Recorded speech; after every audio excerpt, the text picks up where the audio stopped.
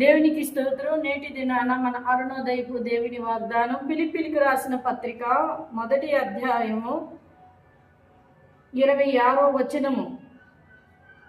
మీకును అతిశయము అధికమగునట్లు మీరు విశ్వాసమునందు అభివృద్ధి ఆనందము పొంది నిమిత్తము నేను జీవించి మీ అందరితో కూడా కలిసి ఇందునని నాకు తెలియను. హల్లెలూయా. ప్రియమైన దేవుని బిడ్డ, ఇక్కడ దేవుడి దినాన నీకు ఇస్తున్న వాగ్దానం ఏంటంటే, మీరు ప్రభువునందు మీ అతిశయం అధికమగి అభివృద్ధి చెందినట్లు. హల్లెలూయా. దేవుని యందు మనం అతిశయపడాలి. అతిశయపడేవాడు ప్రభువునందే అతిశయపడాలి.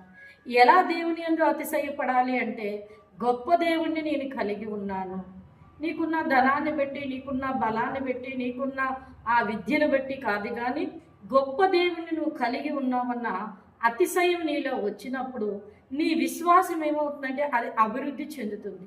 అది అధికమై అభివృద్ధి చెందుతూ ఉంటుంది. కనుక నువ్వు ప్రభునందు అతిశయించి నీ విశ్వాసంలో అభివృద్ధి చెందాలని దేవుని యొక్క ఉద్దేశం. కనుక నీ విశ్వాసం ఇంకా కొద్ది మాత్రమేగానే ఉందేమో, పరిపూర్ణతలోనికి రాలేదేమో. ఈ దినాన దేవుడు నీతో మాట్లాడుతున్నాడు, నువ్వు విశ్వాసంలో అభివృద్ధి పొందాలని.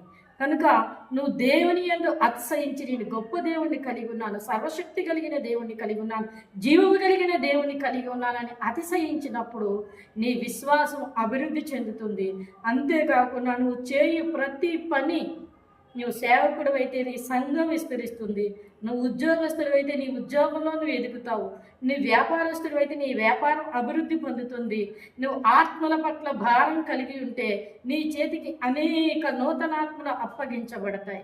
కనుక అందులో అభివృద్ధి పొందుకొని నువ్వు విజయాన్ని సాధిస్తావు. కనుక నీవు అరుణోదయాన్ని లేచిన వెంటనే ఈ వాగ్దానాన్ని పట్టుకొని నీ జీవితాన్ని ప్రారంభించు. దేవుడి నిన్ను అభివృద్ధిలోనికి నడిపించి ఆశీర్వదిస్తారు. ఆమేన్.